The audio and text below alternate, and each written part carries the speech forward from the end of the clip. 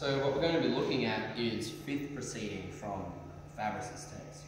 Now, there's a couple of little precursor things for you to be aware. The easiest way to get the proceedings to work without going neurotic over your feet is this very funny thing of walking at them like this. It causes a bunch of little interactions, like the tempos become really small and tight, and the whole time you're not actually in any of your falling phases or your lifting phase, you're just kind of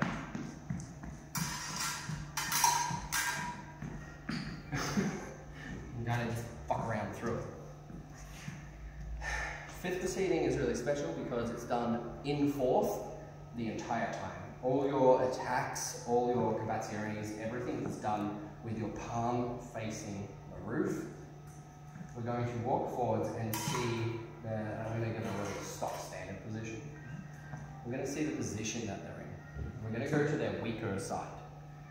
Here, see he's got a slight turn this way, so I actually want to avoid that side. I'm going to walk towards this side.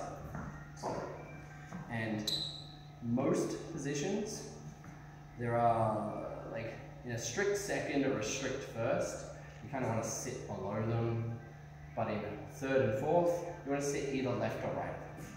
We're going to care about the left or right because it's just a little more important, it's a little bit more important to figure that one out before we start really ramping it and opening it right up. So we're going to be walking at them.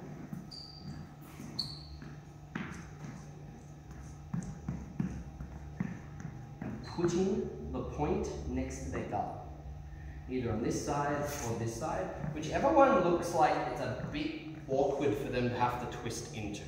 Notice how here, David's in this kind of position, you can just fucking do no. But here you have to twist open. That's what creates these funny things. We're in fourth the whole time. Whoop. And what was really important about what I just did there was I never let my point get past its quillions. Once it gets to about here, I can probably actually just make it a shot.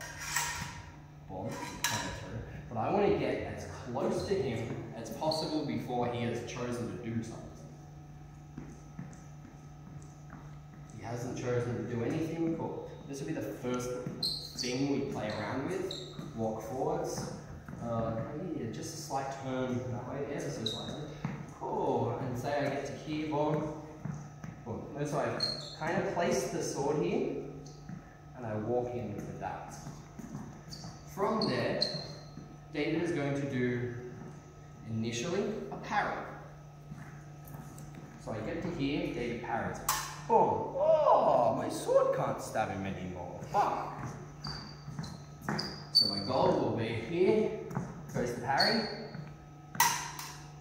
and I do this dainty, tiny little cavazione. Cavaziones are not disengaged attacks. They're attacks that start on the other side of the blade. And so I was traveling forwards the whole time, that it was going forwards the whole time. So I'm going to walk forwards, boom, and go back.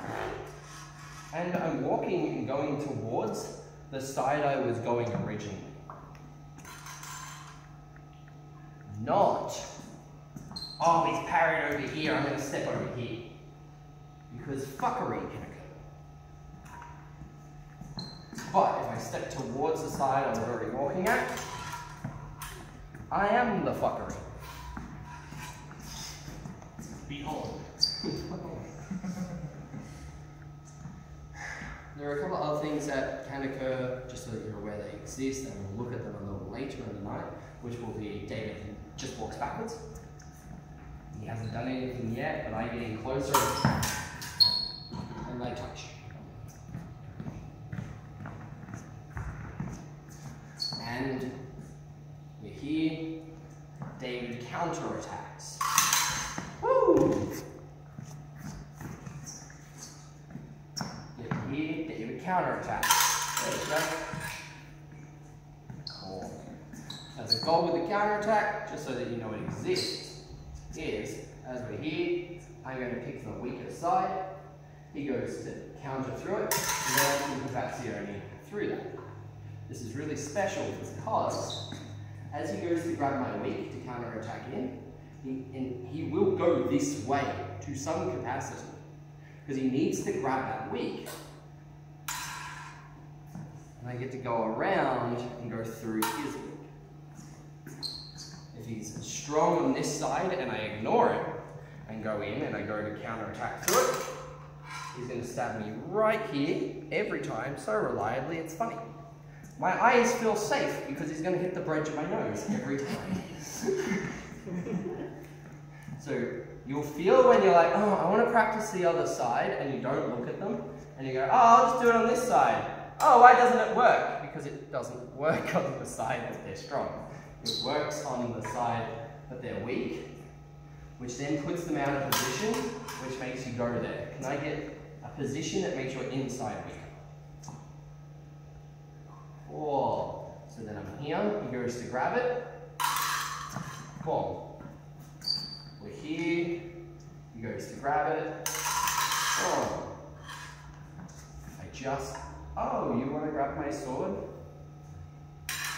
Oh. And that's what we're going to be looking at. We're going to start with the against the parry, because the against the parry is the funnier one. But we've got the counter attack, we've got if they go backwards. We've got if they go forwards, where you just hit them, like, okay, I guess. It's pretty much not much else. Like, there's variations of those things that can all be done, but now they're just variations of the same thing, right? What are your thoughts? Mobile distance trap. I didn't hear a word you said, but The mobile distance trap. the mobile distance trap. Now, What does that mean to you? so it means that, so the way I've been doing distance trap, come up and then trap. You're so quiet. Oh boy.